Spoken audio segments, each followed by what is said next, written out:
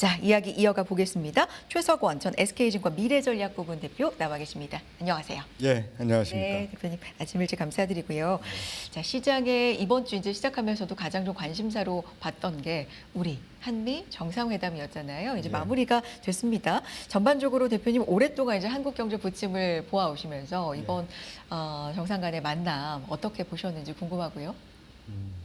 뭐 다들 느끼시겠지만 네. 한미 정상회담이 중요하지 않은 적이 있겠습니까? 중요하죠. 그렇죠. 네. 늘 뭐 여러 현안들이 걸려 있기 네. 때문에 경제적인 동맹 관계 또 방위적인 동맹 관계 여러 측면에서 우리가 지정학적으로 이런 위치를 차지하고 있고 또 굉장히 중요한 국가로 성장해 나가면서 당연히 이 여러 정상회담들이 그 중요성을 많이 가졌었는데 이번에도 굉장히 중요한 것 같아요. 특히 또 네. 관세로 맞습니다. 인해서 네. 이게 역사적으로 보면 네.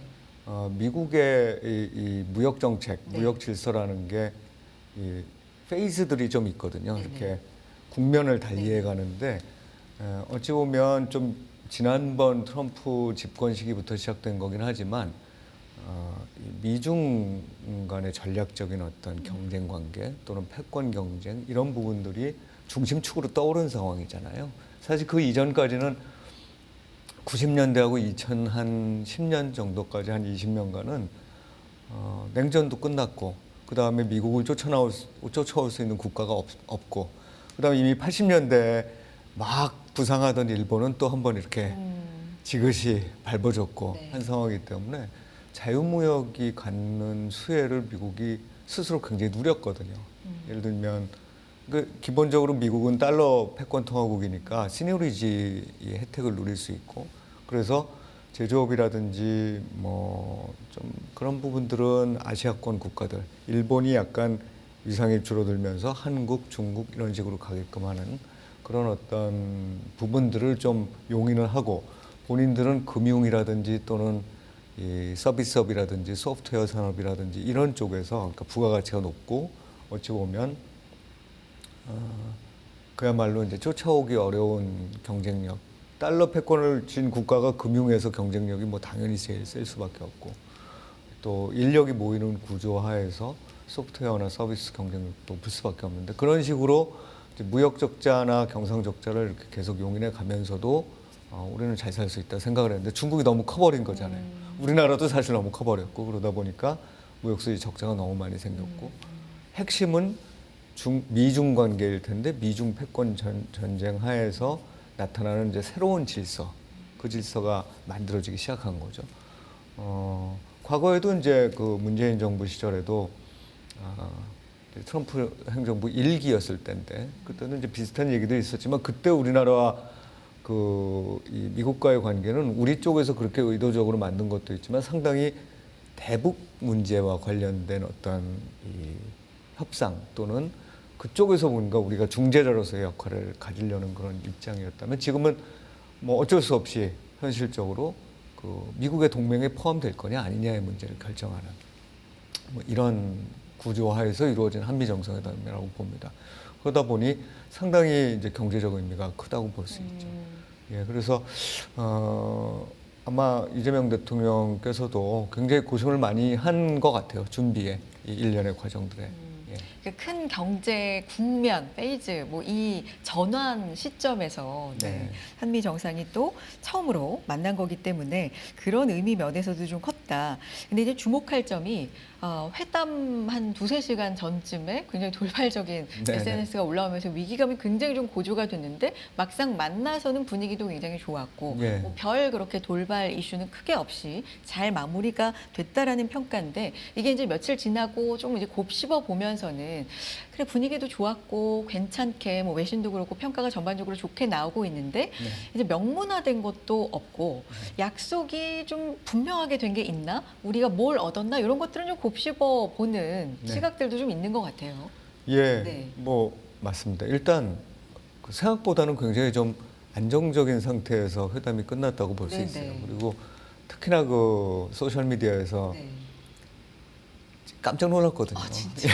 그런 얘기 회담 우리 전에. 예, 네. 평소 잘 안 쓰잖아요. 근데 이제 물론 트럼프 대통령이 그런 소셜 미디어를 통해서 워낙 많은 얘기들을 쏟아내시기 때문에 충분히 있을 수도 있었던 건 노이즈라고 보고 대신에 그런 노이즈를 쏟아낼 만큼 또 우리 쪽에 대해서 그런 식의 협박 아닌 협박을 할 만큼 트럼프 대통령 입장으로도 우리한테서 가져갈 게 많다는 생각을 갖고 있거든요. 그래서 이 전체 구도를 보는 기본적인 생각은 트럼프 대통령이 그런 행동을 한 것, 그리고 이렇게 그래도 안정적으로 이 회담이 마쳐지고 물론 뭐 아까 말씀하셨던 사실상 그 이후에 또 어떻게 진전이 될지 네네. 모르겠습니다. 상황 변화에 따라서 트럼프 대통령은 또 변화할 테니까.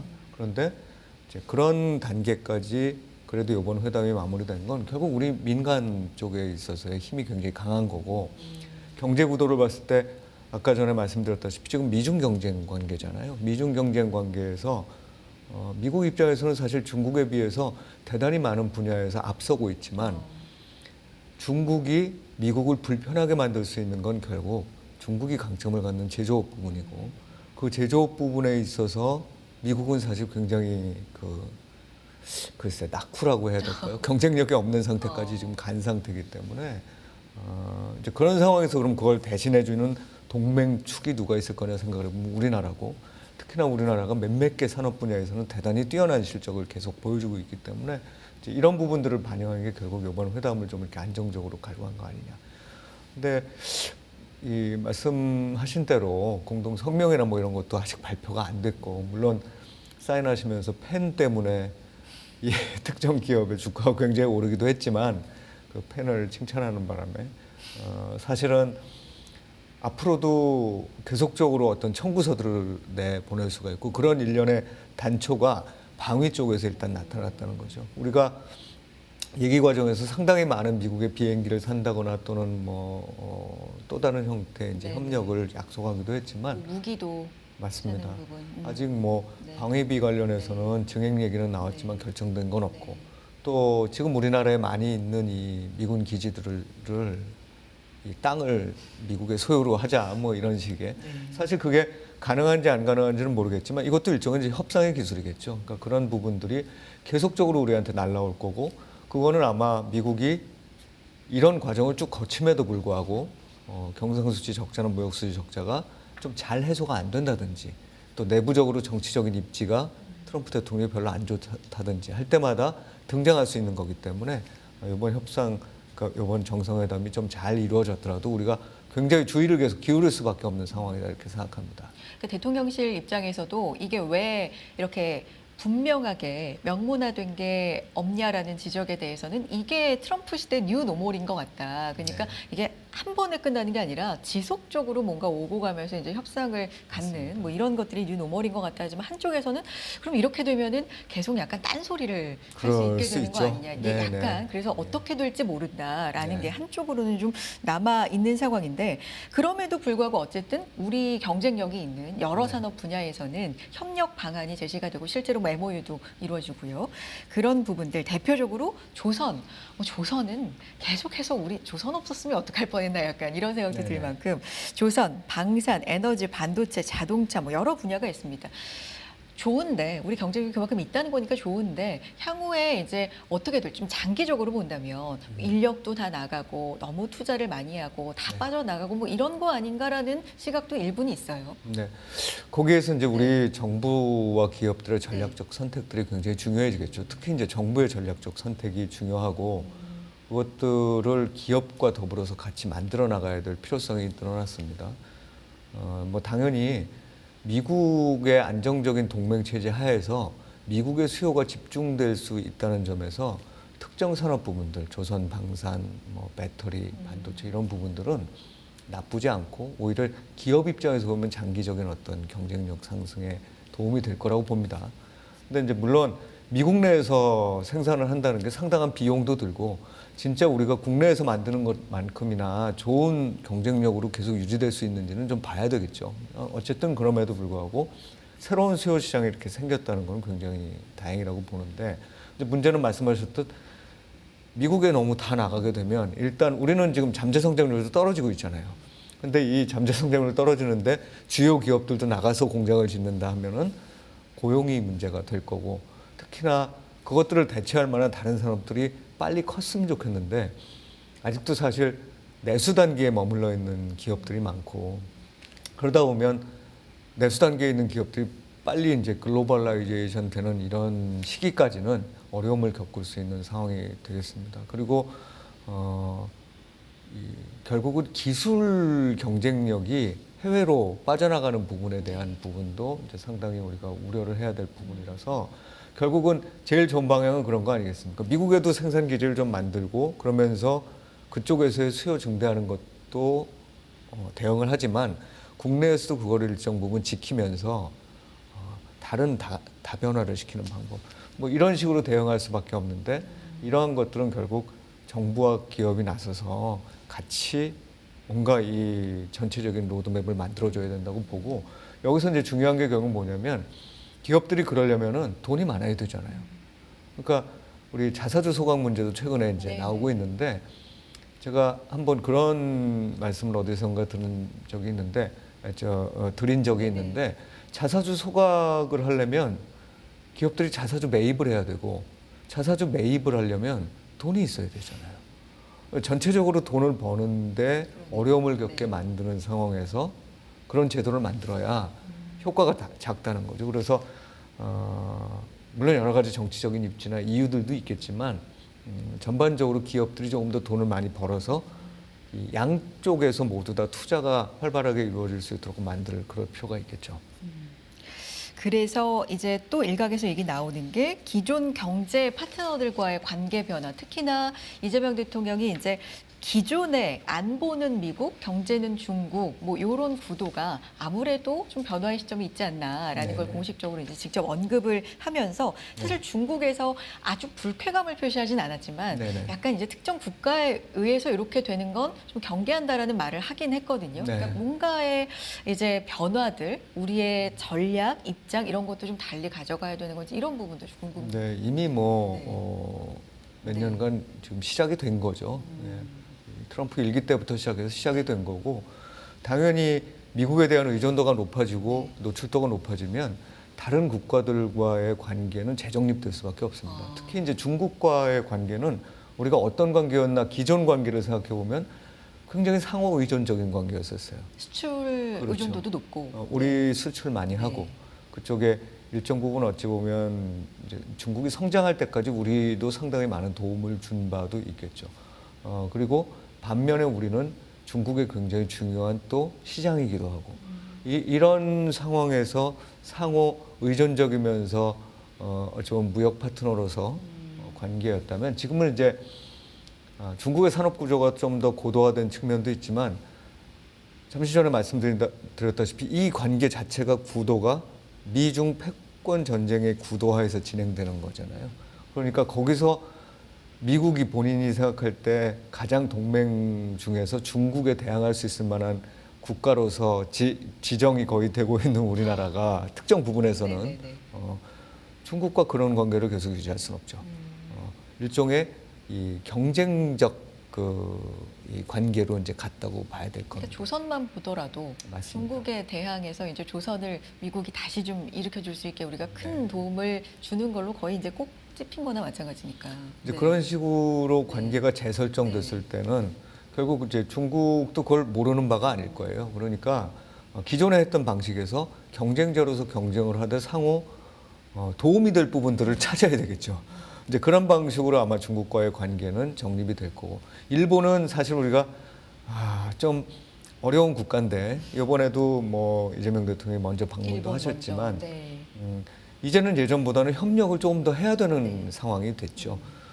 어차피 이 동맹 관계 내에서 가장 큰 축은 유럽은 좀 더 약간 독자적인 부분들이 있는 반면에 우리와 일본 그다음에 미국은 좀 이렇게 뚜렷한 동맹 관계를 갖기를 원할 거란 말이에요. 근데 그 관계 내에서 양국 간의 관계가 그냥 경쟁자로서의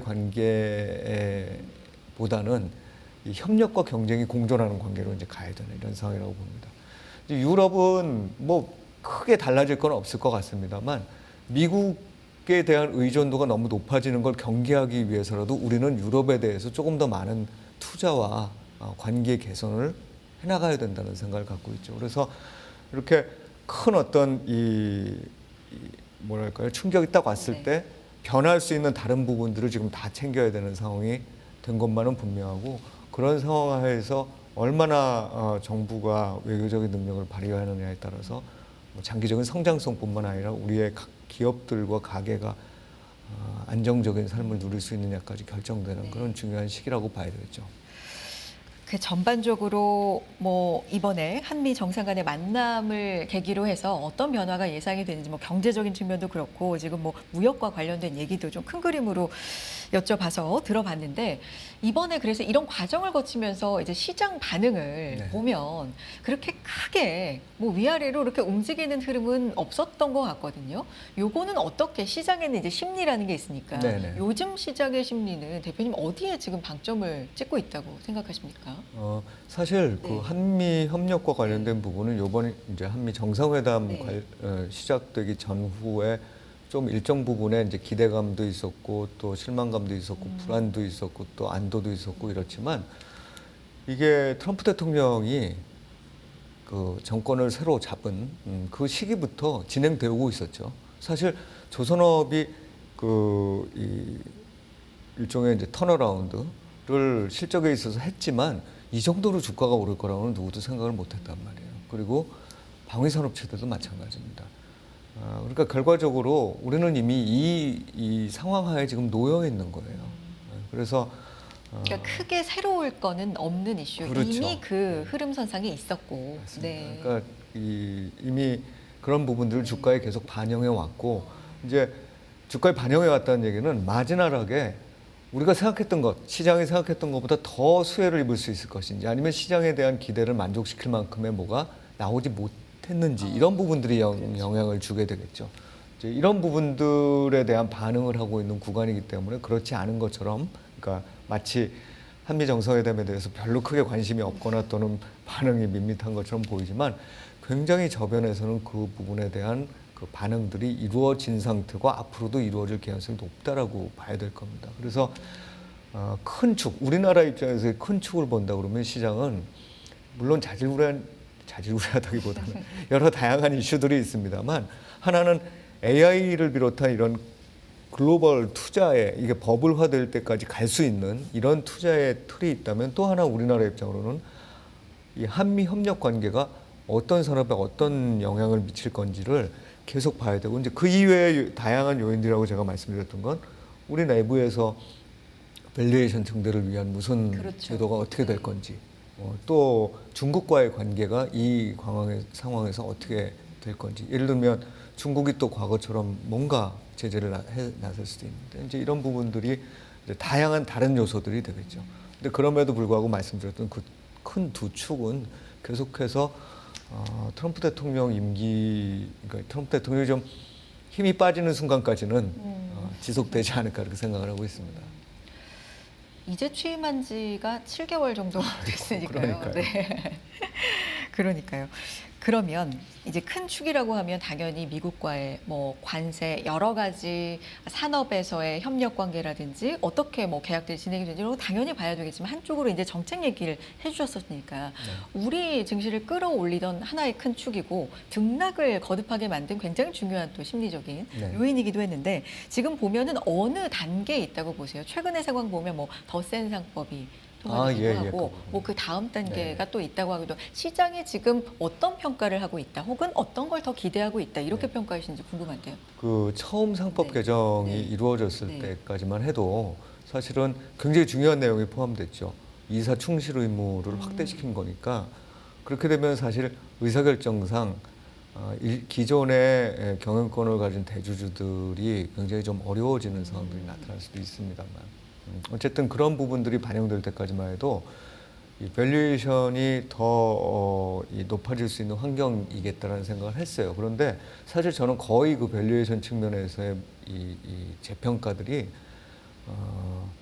많이 진행되지 못한 상태에서 일단 마무리가 됐는데, 예, 그 이유는 그 이후에 나온 정책들이 조금 그러니까 밸류에이션 평가라는 것도 결국은 기업이 좋아야 의미가 있는 거거든요. 그러니까 기업이 돈을 많이 벌고, 자사주 수억도 마찬가지지만 네네. 돈을 많이 벌어야 의미가 있는데, 집중적으로 이제 기업의 이익에 나쁜 영향을 줄 수도 있다라는 믿어지는 여러 가지 이제 정책들이 나온 거죠.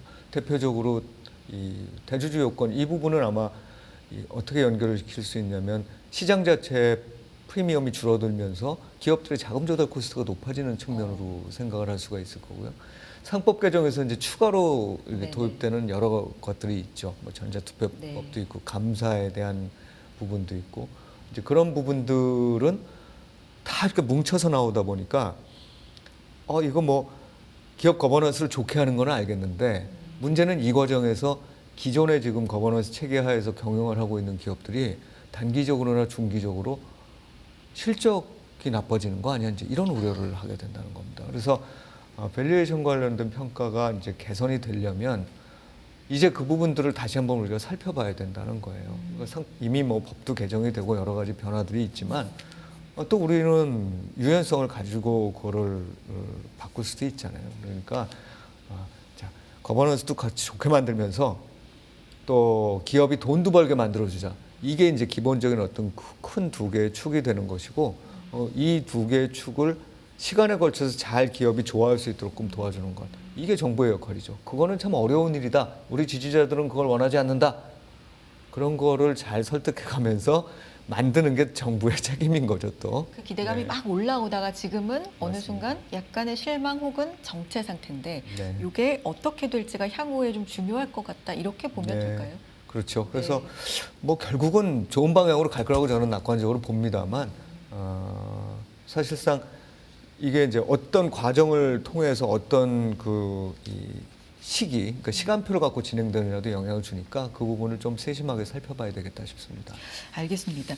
대표님 이제 모신 날짜가 정말로 8월 말이고 네네. 다음 주 이제 9월 시작이 되기 때문에 8월 시장도 사실 좀 불안불안한 어떤 여러 가지 통계치가 그랬다라는 어떤 계절적인 어떤 근거 뭐 이런 속에서 시작은 했는데 약간 좀 불안한 감이 정말 있었습니다. 9월 시작은 또 어떻게 보시는지 어떤 이슈를 좀 지켜봐야 될지 이런 의견도 좀 듣고 싶네요. 네, 지금 이제 한미 정상회담도 네. 끝났고 네. 어느 정도는 이제 네. 틀을 잡아가서 그 부분에 있어서는 뭐 이제 추가적으로 나올 이슈들이 있긴 있겠습니다만 시장에 큰 충격들을 네. 주지는 않겠죠. 역시 지금 입장에서 제일 중요한 거는 지금 상황에서 제일 중요한 건 오늘 엔비디아 실적 발표도 나왔지만 지금 미국에서 굉장히 끌어올려진 이런 이 AI와 관련된 투자의 큰 축에 대한 기대죠.